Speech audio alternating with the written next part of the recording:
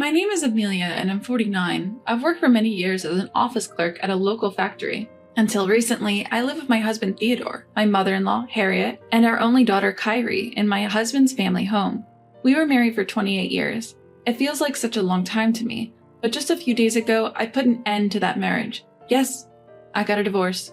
It's what they call a late life divorce. Some people were shocked while others just said it was inevitable. My married life began when I met my husband at the age of 20. Back then, I just graduated from commercial high school in our town and started my job as an accounting clerk at the same factory where I still work. My father's friend introduced me to Theodore. He's a young relative of ours. How about meeting him? He works at the city hall. My mom said, "A government job? That's a great opportunity for you. Please meet him." She was all for it. At our first meeting, Theodore seemed very earnest and a bit nervous. Nice to meet you. I'm Theodore. He didn't talk much, maybe because he was nervous. What do you do at the city hall? Any hobbies? He answered all my questions politely. I work at the citizens counter in the city hall. I love fishing, and I often go to the mountains with my friends during my days off. It felt like I was interviewing him. But I thought such an earnest guy would make a good family man. Eventually, Theodore was the one who asked me out. Throughout our dating period, he remained quiet, but slowly began sharing more about his love for fishing. I thought he was opening up to me bit by bit, and a year later, we got married. Since he was an only child, I moved into his family home after our wedding. I didn't know much about my mother-in-law as we didn't meet often during our courtship. I thought she might be as earnest as Theodore, but boy, was I wrong. She was a handful. The day I entered their house, she said to me directly, "Now that you're married, serve me and Theodore properly. Don't you dare talk back." Her sudden arrogance took me by surprise, but all I could reply was, I hope we get along well. My life changed drastically the next day. Woken up at 4 a.m., I cleaned the house and prepared breakfast in Theodore's lunchbox. I wasn't allowed to sit and eat. Harriet instructed me to eat standing in the kitchen, and of course, I was the one to clean up afterward. What surprised me more was Harriet helping Theodore get ready in the morning. She woke him up, brought him warm water to wash his face, and even laid out the clothes for him to wear. She'd smile contently when she saw him dressed in the clothes she chose, and he looked as if it was the most normal thing in the world. The last straw for me was seeing her put on his shoes for him as he left for work. I never thought I'd have to deal with such extremes, but my mother-in-law, with clear hostility, told me, "I'll take care of my son, you stay away." My husband seemed to expect his mother to be overly involved and never even thanked her. I wondered, don't you appreciate what your mom does?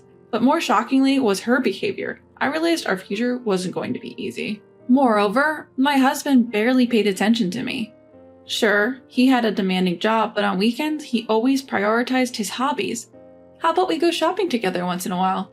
Even when I suggested, he would reply, "I'd rather go fishing. You can go alone." "I want to spend time with you." "There's no need for that." That's how he dismissed me. The only times he'd join me were for events like relatives' weddings or funerals. One day I asked him, "Why did you marry me?" He said, "Family was pressuring me since I was getting older. Finding someone on my own was a hassle, and you were introduced at the right time, so I just married you." Shocked, I asked, "Didn't you love me?" "I neither loved nor disliked you." His words shattered me, and I broke down crying. And my troubles were far from over. My mother-in-law cherished her son, but was very harsh on me. "You're just not cut out to be a good wife." That was her go-to phrase. Once I came home late from work and quickly made dinner. She exclaimed, "Don't serve this half-baked meal to my son," and tossed it straight into the trash. Every meal had some issue, too salty or not salty enough. She'd only let me pack freshly made food in my husband's lunch. Any pre-made dishes, tossed out. She'd find faults in my cleaning or laundry too. She'd ask me to polish the entrance floor daily. After polishing, she'd step on it with muddy shoes and complain it was still dirty. When I did laundry, she'd comment, "This softener smells bad, rewash it," and have me redo it. But that wasn't the worst of it, because it fits only in the home. The real trouble was that she'd lied. It's hypocrisy. She'd tell our neighbors and relatives all sorts of made-up stories about me, how I neglected housework, mistreat her son, and bully her daily. She'd narrate these lies as if they were the truth, even shedding tears for effect. "My daughter-in-law is..." So everyone believed her. "You should be more considerate of your mother-in-law." "She did raise your husband after all." How many times was I lectured by neighbors and relatives? I considered divorce, but then I got pregnant. Maybe once the baby's here, he'll change. Even if he doesn't care about me, he'll adore our child. Maybe the baby will bridge the gap between me and my mother-in-law. At least that's what I hoped, but I was wrong. Both of them wanted a boy. They were there at the hospital when I gave birth, but when they heard the baby's gender, they didn't even look at the baby's face. What, a girl? I still remember my husband's words like it was just yesterday. Even my mother-in-law lamented, "Not a girl." Her face fell, sighing deeply. We named our daughter Kyrie, a name I came up with. The two of them had only thought of boy names. My husband had always dreamt of taking his son fishing, and my mother-in-law longed for a grandson who looked just like him, so they hardly paid any attention to our daughter. But I believed that over time they would come to adore her as feelings grew. While my husband did fulfill his responsibilities as a father by providing for Kyrie's education and attending important events, he did so out of social obligation, not genuine affection. He wasn't abusive, but their relationship lacked warmth. My mother-in-law was no different. As Kyrie grew older, she distanced herself from both of them. I often thought of divorcing him, but he did provide the basic necessities as a father. I felt that having a father figure might be beneficial if something happened in the future that I couldn't handle alone. And his income was higher than mine. Raising Kyrie would need money. With that in mind, I couldn't easily decide to divorce him. By the time Kyrie reached high school, she seemed to understand my predicament, saying, "You can divorce Dad. I can get a part-time job." But even if I divorced, my parents were gone, and going back to my brother's house would just be a burden.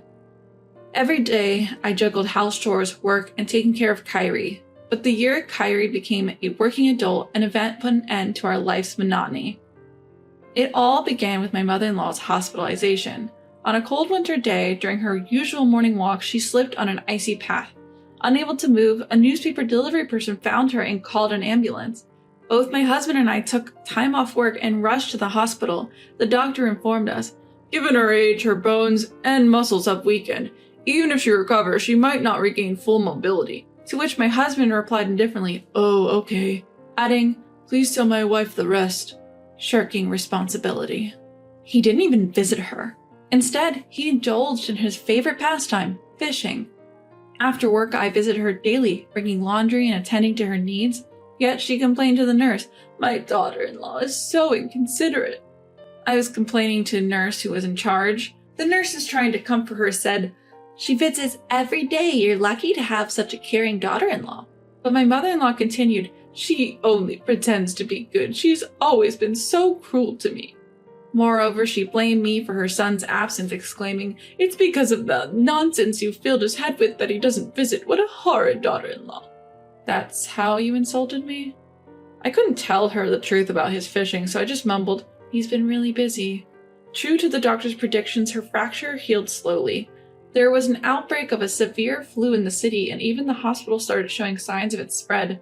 During this time, she contracted the flu and developed a high fever. Despite her condition, my husband remained indifferent. "I can't believe you," I exclaimed. "Your own mother is in a dangerous situation and you want to go fishing? Show some concern for her." But my husband replied, "I told you, I'm leaving it up to you." And he didn't change his mind about going fishing. I felt a deep disdain for him, and after all the love and care he received from his mother, how could he be so cold-hearted? Then an event occurred that made me lose all patience with him.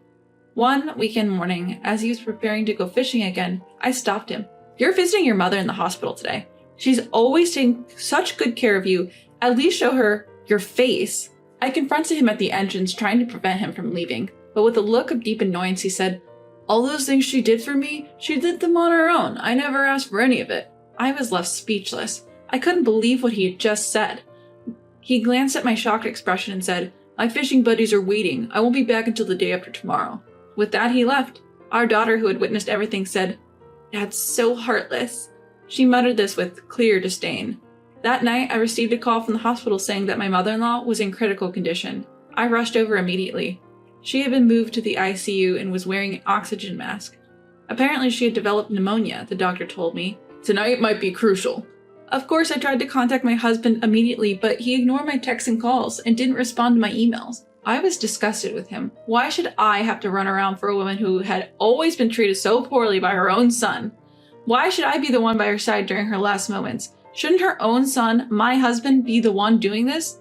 After all, she had never done anything for me. Even knowing that his mother was critically ill, he prioritized his own fun. Why should I exhaust myself for these people? I'd had enough. These thoughts crossed my mind. I see, then I'll be leaving. Huh? I told the doctor, who looked at me in surprise. It's better if her son is here. I'm going home. I left the hospital in a hurry. When I got home, my worried daughter was waiting. How is she? She asked. It seems she might pass away tonight, but honestly, I don't want to be the one taking care of her, so I came back, I replied. She nodded, asking, What will we do next? We're going to get divorced. You're old enough now. That sounds good. I've been thinking of living alone. I've always been worried about you. Thank you. The next morning, we left our home early. It might be uncomfortable, but we decided to go back to my childhood home. When we arrived and told my brother and his wife what happened, they were furious that I hadn't said anything sooner.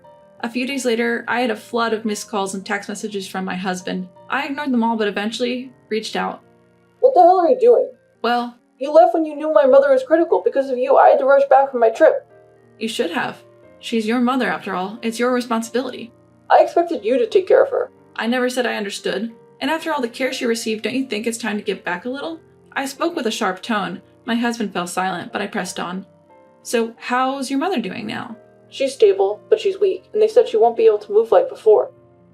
So, are we putting her in a care facility? That's gonna cost a lot. Why don't you just take care of her? I won't. Excuse me? My husband sounded puzzled by my response. I said I won't.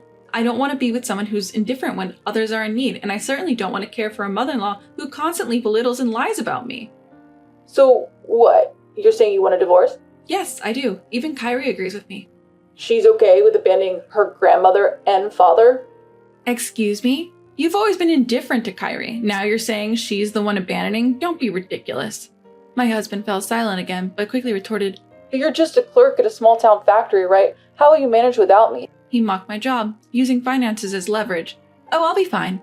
I earn as much as you do. You're lying. I'm not. How long do you think I've been at that company? I'm in a senior management position and soon I'll be on the board. Plus, Kyrie's working now. I've always worked at that factory since graduating, juggling household chores and raising Kyrie. There were times I wanted to quit because of the physical strain, but I couldn't afford to lose the income. I worked hard with that mindset. Over the years, the company grew from a small town factory to one of the largest in the region, and I climbed the ranks to a senior position. Now I'm able to take a seat on the board. But it's no surprise my indifferent husband didn't know.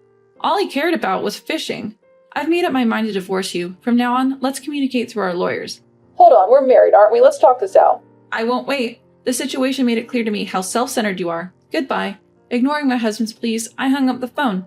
After that, I proceeded with the divorce through my lawyer. He initially resisted, saying, a divorce would look bad. We have my mother's care to think about. But I was adamant. Eventually, he reluctantly signed the divorce papers. Of course, I made sure to get a fair share of the compensation and assets. My ex-husband ended up taking care of his mother at home. He wanted to place her in a care facility, but she insisted on being cared for by her son, so he had no choice but to provide home care. However, given his history of indifference, it's no surprise he struggled with the demands of caregiving. Their relationship deteriorated with constant arguments. I heard they fight every day. Just the other day, as I passed their house, I heard them shouting at each other. A neighbor mentioned, with a wry smile, that their arguments often last till late at night. My daughter Kyrie started living on her own, and I rented an apartment near my workplace. The apartment allows pets, so I recently got a turtle. Watching its leisurely pace makes me feel like the hectic pace of my life has slowed down. I want to spend time for myself now and live each day with enthusiasm.